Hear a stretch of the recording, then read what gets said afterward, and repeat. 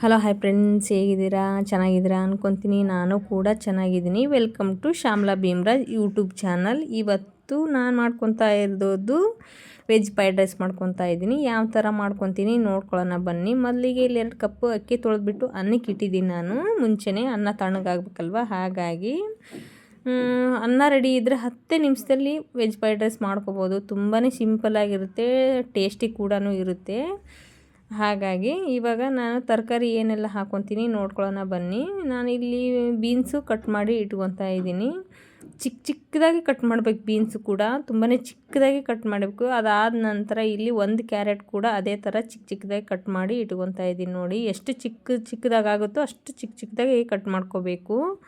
ಅದಾದ ನಂತರ 3 ಈರುಳ್ಳಿ ಕಟ್ ಮಾಡ್ಕೊತೀನಿ ನಾನು. ಇವಾಗ ಕರಿಬೇವು, ಕೊತ್ತಂಬರಿ ಕೂಡ ಕಟ್ ಮಾಡಿ ಇಟ್ಕೊತಾ ಇದ್ದೀನಿ. ನೀವು ಬೇಕು ಅಂದರೆ ಬಟಾಣಿ ಕೂಡ ಹಾಕೋಬೋದು. ನಾನಿಲ್ಲಿ ಬಟಾಣಿ ಹಾಕ್ತಾಯಿಲ್ಲ, ವೆಜ್ ಫ್ರೈಡ್ ರೈಸ್ ಅಲ್ವಾ, ಹಾಗಾಗಿ ನಾನು ಹಾಕ್ಕೊತಾ ಇಲ್ಲ. ಬೇಕಾದರೆ ಹಾಕೋಬೋದು. ಇಲ್ಲಿ ಒಂದು 6 ಮೆಣಸಿನ್ಕಾಯಿ ಕಟ್ ಮಾಡಿ ಇಟ್ಕೊಂಡು 1 ನಿಂಬೆಹಣ್ಣು ಇಟ್ಕೊತಾ ಇದ್ದೀನಿ.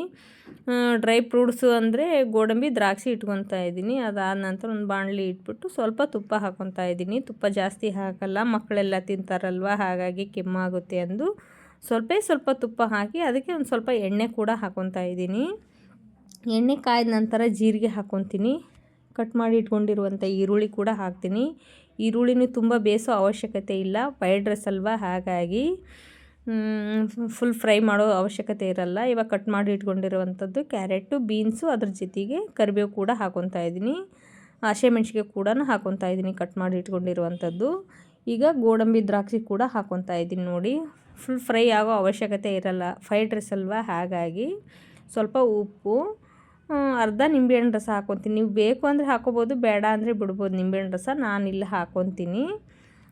ರೆಡಿ ಆಯಿತು ಒಗ್ಗರಣೆ ಕೂಡ.